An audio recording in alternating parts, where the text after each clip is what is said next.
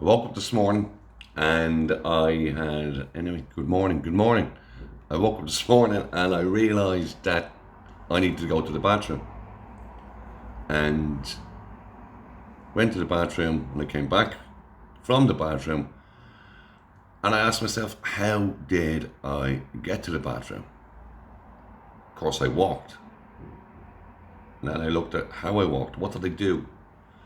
And I realised I took steps. I put my left foot in front of the right, and then my right in front of the left, and kept on going, and eventually made it to the bathroom. And I got an email in this morning, and it is just a thought to consider. You know, there's no elevator in life, and we have to take the steps. So that kind of, and everywhere I was looking this morning, everything that I was watching, everything I was reading, it was all about taking the steps. So and I came across a video on YouTube, and I'm just going to put it into this, but I'm just going to pause this and then I'm going to put it onto the video. Hope you all have an absolutely flying day. All right, see you in a bit.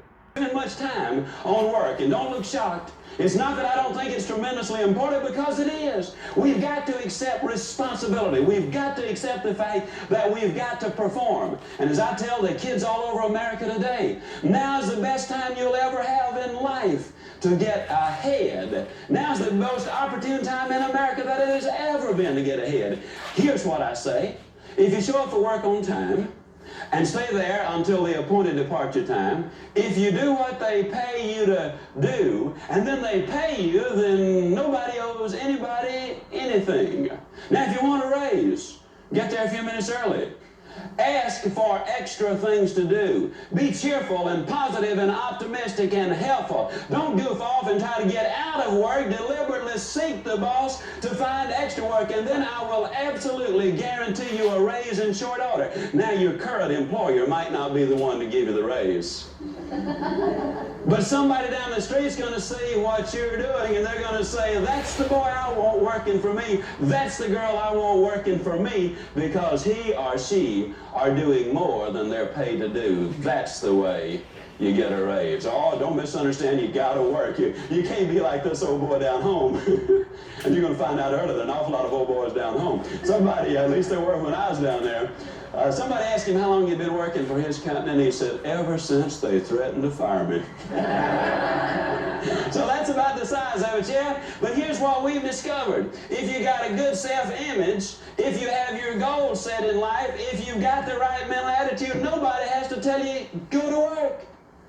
That just follows naturally. So this is what we're going to work on, and you got to have a desire to succeed. You can't just casually want the good things in life. It's got to become a passion for you. Your dream has got to be more than just an idle thought. You got to be willing to build a foundation under it, and that's for sure. Now, we're going to be taking these steps, and quite honestly, ladies and gentlemen, I believe that these steps are what is necessary. But let me identify to you what one of the major problems in America is. One of the problems is, you see, we have said to people, all of these things are available. We've shown them the big homes, the big cars, the swimming pools, the jet set, the style of living that a lot of people say, yeah, I'd kind of like that. And then on the other side of the ledger, we have said everybody not only can get these things, but everybody deserves these things. America is a rich and affluent land, and everybody can get them. Then we have another segment of society that says that crime is caused by poverty. With one segment saying, you deserve these things, and you ought to have them. And another segment saying that crime is caused by poverty. We subliminally, subconsciously plant a thought. Don't wait to get it. Go get it right now. There has never been a definitive study that establishes any correlation between crime and poverty. During the Great Depression, the crime rate was much lower in 1939 than it was in 1930, at the end of a decade of the roughest depression our country has ever had. So what we're saying is, let's start climbing some steps. You see, we could draw you an elevator to the top, but I'd have to be honest and say the elevator doesn't work. You're going to have to start taking these steps, and you're going to have to take them one at a time. But I've discovered that people don't mind taking the steps. If you tell them where they are, show them how many there are, and then tell them exactly how to climb the steps. But you see, you gotta climb the steps. You can't skip them. On September the 15th, 1944, in Jackson, Mississippi, at the YWCA at exactly 18 minutes after 8 o'clock, I saw the prettiest little girl standing over by the Nickelodeon. Now, some of you won't know what a Nickelodeon is. That's a jukebox, okay? And I thought to myself, boy, what I'd really like to do is I'd like to go over there and I'd like to grab her in my arms and I'd like to start hugging her and kissing her right now. That's exactly what I wanted to do. But if I had, she wouldn't be sitting here as my wife of over 30 years today, because I would have skipped too many steps. So I did something real original. I walked up to her and I said, "Hi." And she said, "Hi." And the first thing you know, since it was a dance there, we were a little YWCA dance, and we were dancing. And I got her telephone number that night, and we had a lot of telephone calls. And then one day I said, "Hey, we ought to be going out." And she said, "Okay." So we had a date. Then we had another one and another one. And then, you know, it wasn't but 2 years and 2 months and 11 days and 1 hour later that she became my very own. But we took some steps along the way. I don't care how bright you are in school, you cannot move from 2 times 2 equals 4 into analytical geometry. You got to take some steps. Now, the mistake a lot of people make is they get on one step and sit there.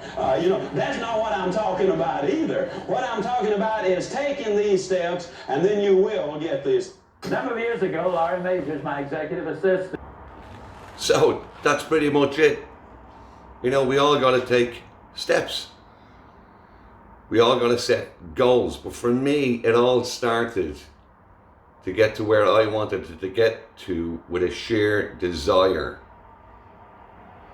A desire that filled me up more than anything else ever did in my complete entire life. So for me, a desire. And that desire coupled with willingness and a sheer unstoppability, but the core of it was all desire. So anyway, I'll leave that with you. So remember, if you want anything in life, you got to take the steps. Have a good day.